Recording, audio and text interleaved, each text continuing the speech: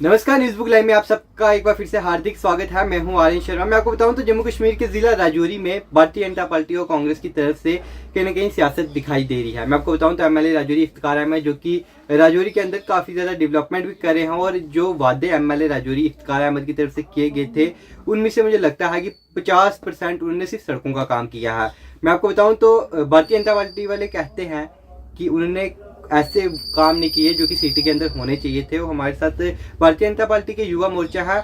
हमें इनका कॉल आया था अभी कि हमें कोई स्टेटमेंट देनी है, एमएलए राजौरी इफ्तिखार अहमद तक पहुंचानी है। और आपको पता है पत्रकारिता का एक काम यही होता है कि हर एक इंसान की आवाज़ बनना, और आज इनकी आवाज़ क्या है आप तक भी बताएंगे और क्या कुछ ये कहना चाहते हैं साफ तौर पर। रितांशु जी, आपका बहुत बहुत धन्यवाद। और क्या कुछ स्टेटमेंट आपकी तरफ से रहेगी, क्योंकि आपने अर्जेंटली हमें कॉल करके बुलाया था, हम भी कहीं बिजी थे, तो क्या कुछ कहना चाहोगे? आर्यन जी, पहले तो मैं बहुत बहुत धन्यवाद करूंगा आपका कि आप टाइम टू टाइम जो इम्पोर्टेंट इश्यूज होते हैं वो राजौरी की जनता के सामने रखते भी हैं।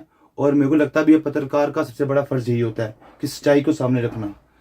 आर्यन जी, कल हमने भाजपा की यूनिट की तरफ से एक प्रोटेस्ट किया था अब्दुल्ला ब्रिज में, जहाँ पे हमने राजौरी एक जनरल इशू था, लाइट का इशू, वो हमने लोगों के सामान रखा, मीडिया के सामान रखा और एमएलए साहब से डिमांड की। देर रात को एमएलए साहब एक मीडिया में बाइट देते हैं और वो कहते हैं कि हमने चलो वादा किया था, हमने चलो बोला था, हम नहीं कर पा रहे। तो क्या पीएम मोदी हमें स्टेटमेंट दे पा रहे हैं? मैं उनसे क्वेश्चन करना चाहता हूं, पीएम मोदी जी हमें स्टेटमेंट दें या ना दें, आपने जो अपने मैन्युफेस्टो वादे किए थे आप क्या पूरे कर रहे हो? आप बोलते हो हमें 1 साल हो गया है, हम कर लेंगे, अब हमारा टाइम पड़ा हुआ है। जनाब, 1 साल हो या 6 महीने हो, आप एमएलए हो, आप एमएलए बन चुके हो, आपको जनता ने एमएलए बना दिया है। आपको अब पीछे जाके क्वेश्चन नहीं करने हैं, आपको प्रेजेंट में काम करने हैं। यहाँ पे आर्यन जी, बिजली का मुद्दा था। आप बताएं, बच्चों के एग्जाम आने वाले हैं, 12th के एग्जाम, 10th के एग्जाम, ग्रेजुएशन एग्जाम। छोटा बिजनेसमैन जो छोटी छोटी फैक्ट्री चला रहा है वो कहां से बिजली बिल देगा इतने? जब स्मार्ट मीटर लगाया एमएलए साहब ने, अपने मैन्युफैक्चरिंग में बड़े जोर शोर से बोलता पोस्ट करके कि मैं स्मार्ट मीटर नहीं लगने दूंगा, मैं उखाड़ के फेंक दूंगा। कहां गए वो वादे? क्यों नहीं उखाड़ पाए? वो उनको उखाड़ना चाहिए था। मेरा एमएलए साहब से क्वेश्चन है, या तो आपने इलेक्शन लड़ने से पहले लोगों से झूठे वादे नहीं करने थे, अगर वादे किए थे तो उनको पूरी करने की हिम्मत भी रखनी चाहिए आपको। आप एक समुदाय के नहीं, आप पूरे राजौरी के एमएलए हैं। आपको ये बात का याद रखना चाहिए कि आपको जिसने वोट दिया है आप उसके एमएलए भी हैं, जिसे नहीं दिया आप उसके एमएलए भी हैं। देखिए, मैं रितांशु जी एक सवाल पूछना चाहूंगा। ना तो मैं बीजेपी से कोई लिंक रखता हूँ, ना तो मैं कांग्रेस से लिंक रखता हूँ, लेकिन साफ तौर पर जब मैं आज एमएलए राजौरी इफ्तिखार अहमद का इंटरव्यू किया तो उन्होंने साफ तौर पर स्टेटमेंट दी है कि बीजेपी वालों को कोई काम नहीं, इनकी सरकार जो इनकी रियासत है वो जीत नहीं पाए, तो इन्होंने छोटे छोटे बहाने लगाकर हमें कहीं ना कहीं टॉलरेट करने की कोशिश, या जो हम जो काम कर रहे हैं उससे हमें भटकाने की कोशिश की जा रही है।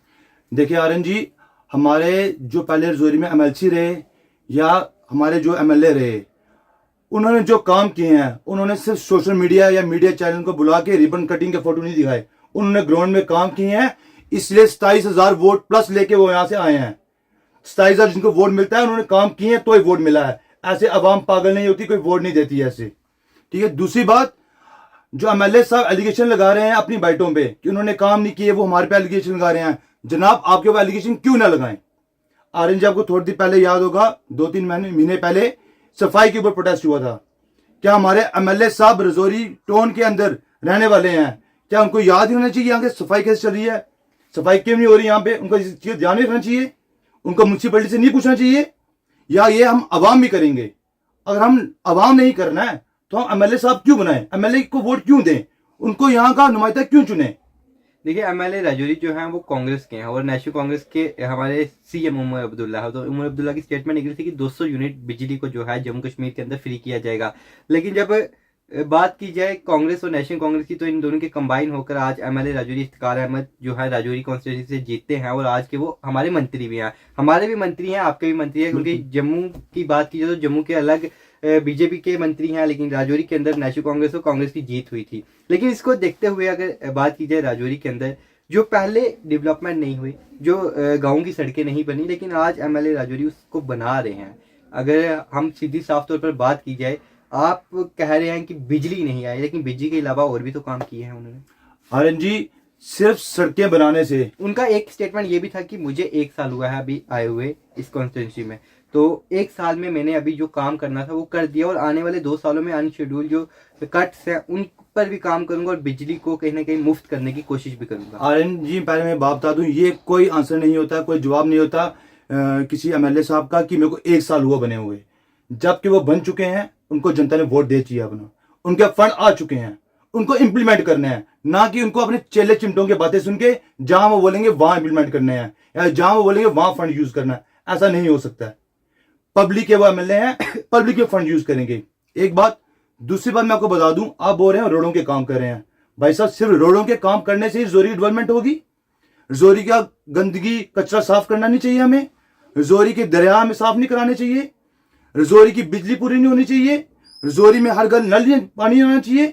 रजौरी की आवाम के छोटे छोटे काम होते हैं, सड़कें बनती हैं, ये सारा सेंटर से फंड आ रहा है। नितिन गडकरी साहब के तहत ये सारे फंड आ रहे हैं, ये एमएलए साहब अकेले लेके नहीं आ रहे हैं। तो क्या लगता है कि एमएलए राजौरी को अब ये काम करना चाहिए कि बिजली? एमएलए साहब को बिल्कुल काम करना चाहिए। और एक बात मैं और बता दूं, एमएलए साहब अपनी मीडिया बाइट में बोलते हैं जम्मू के 28 एमएलए ने मैनिफेस्टो में बिजली बताई, उन्होंने क्यों दी? भाई साहब निकाल के बताए, उन्होंने कहा बिजली की बात की थी? बिजली की बात की थी एनसीओ कांग्रेस ने, 200 यूनिट फ्री देने की। सिलेंडर की बात की थी एनसीओ कांग्रेस ने, जो वादे पूरे नहीं कर पाई। आज वो नरेंद्र भाई मोदी जी के ऊपर, हमारे पीएम के ऊपर क्वेश्चन उठा रहे हैं। भाई साहब, इनको स्टेटहुड मिलेगा तो इनका पावर रहेगी।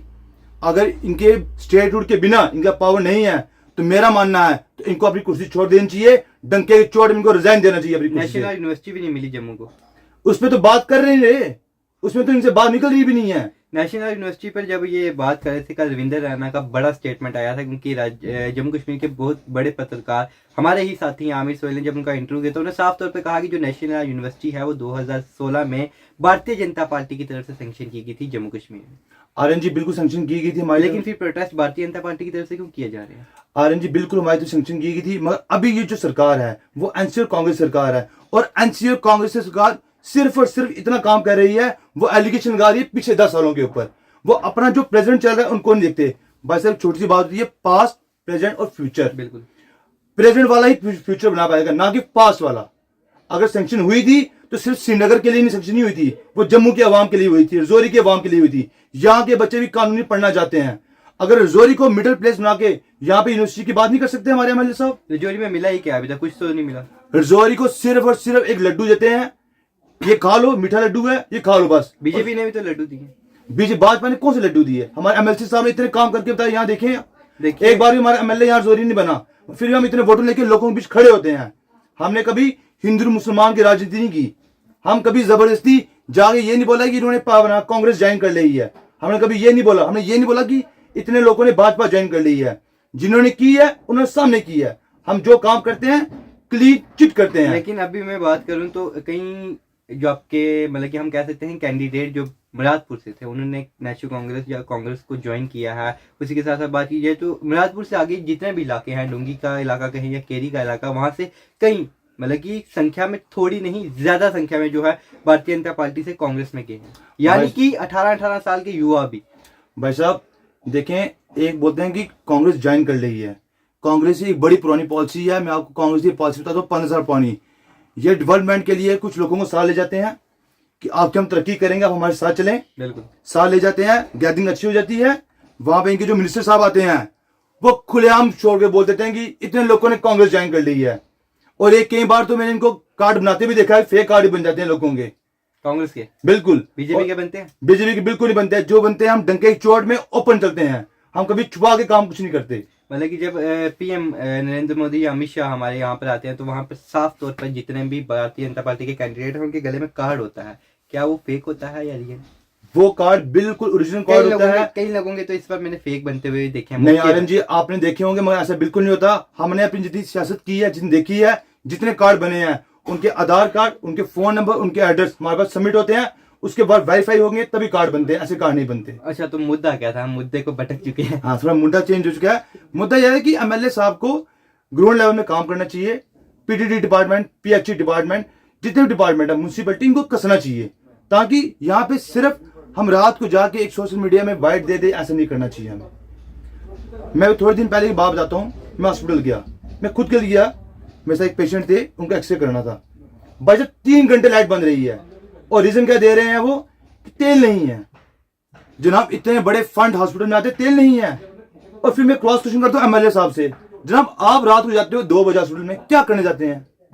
दिन को लाइट नहीं होती तो रात को होती है। रात को आपकी लाइट आ जाती है, तो दिन को जो अवाम दूर दार से आती है, डूंगी गिराती से पीछे से आती है, गंभीर से आती है, पुंछ से आती है, उस अवाम का क्या होगा? देखिए जीएमसी की बात ना ही करें तो अच्छा है, क्योंकि जीएमसी की हालत जो है वो ठीक नहीं हो पाएगी। आरएनजी जेएमसी की बात नहीं करें, अच्छा आप ठीक बोल रहे हैं बिल्कुल। फिर एमएलए साहब रात को 2 बजे क्या करने जाते हैं वहां पे? अगर ये सुधार नहीं कर सकते 2 बजे करने के जाते हैं वहां पे? सियासत है ना। नहीं, ऐसी सियासत नहीं करनी चाहिए। अवाम को धोखे में रख के सियासत नहीं होती है। रजौरी के अवाम हमारे लिए, हम उनके लिए हैं। जब उनको दुख पीड़ा होगी, अगर हम उनके साथ नहीं खड़े होंगे तो फिर हमें कोई जरूरत नहीं सियासत करने की। टोटली छोड़ देनी चाहिए, रिजाइन करना चाहिए अभी के अभी। देखिए अब कहने का मतलब यही है कि जो एमएलए राजौरी ने अपने मैनिफेस्टो में कहा था कि राजौरी के अंदर ये सुधार होंगे, वो अभी नहीं हो रहे। सिर्फ सड़कों का काम कराया जा रहा है, वो भी गांव पर। सिटी की सड़कों की हालत अभी भी खराब है। आरएनजी मैंने पहले बता दिया, सिर्फ सड़कों से काम नहीं होते हैं। सिर्फ सड़कों का मैं मुद्दा लेके लोगों को बता देंगे रिबन कट हो गया, सड़क आ गई। सड़कों से काम नहीं होते। सड़कें जरूरी हैं, सड़कें जरूरी हैं, डेवलपमेंट होती है, टूरिस्ट आता है, सड़कें जरूरी हैं, बस सड़कें हर जगह पक्की होनी चाहिए। ऊपर से ब्लैक टॉप कर दिया तो नीचे से बेस खाली, तो क्या करेंगे सड़कों को? बाकी छोटे छोटे काम भी तो हमें देखने हैं ना, वो कौन देखेगा? अगर वो भी हम लोग आवाम देखती रहेगी तो फिर एमएलए साहब किस लिए बने हैं? वो अपने घर बैठे, क्योंकि बेसिकली एमएलए साहब रहे हैं दिल्ली ज्यादा, पहले रजौरी में कम रहे हैं। इससे रजौरी का दर्द समझने के लिए उनको रजौरी के ग्राउंड में आना पड़ेगा, रजौरी के लोगों के साथ बातचीत करनी पड़ेगी, यहाँ के लोगों की दुख दर्द पीड़ा समझनी पड़ेगी, तब जाके उनके साथ लोग चलेंगे और उनकी बात सुनेंगे।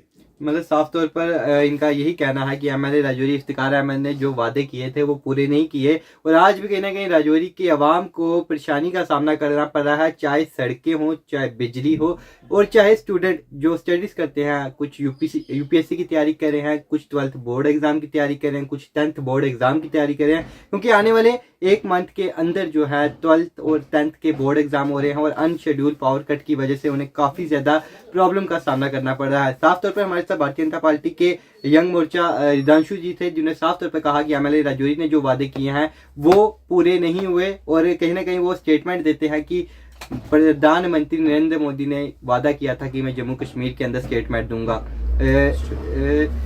स्टेटहुड दूंगा, लेकिन अभी तक जो है जम्मू कश्मीर के अंदर स्टेटहुड नहीं मिली। लेकिन ये बात मैं आपको बताऊं तो ये सियासत है, सियासत चलती रहती है। जैसे ये भारतीय जनता पार्टी के हैं, कल मेरे साथ यहाँ पे कोई कांग्रेस का बैठा होगा, क्योंकि ये सियासत है जब राजौरी की, और राजौरी में सियासत आपको बताऊं तो इस बार फिर से स्टार्ट हो चुकी है। फिलहाल के लिए एक छोटी सी रिपोर्ट थी, आ रही के साथ न्यूज़ बुक।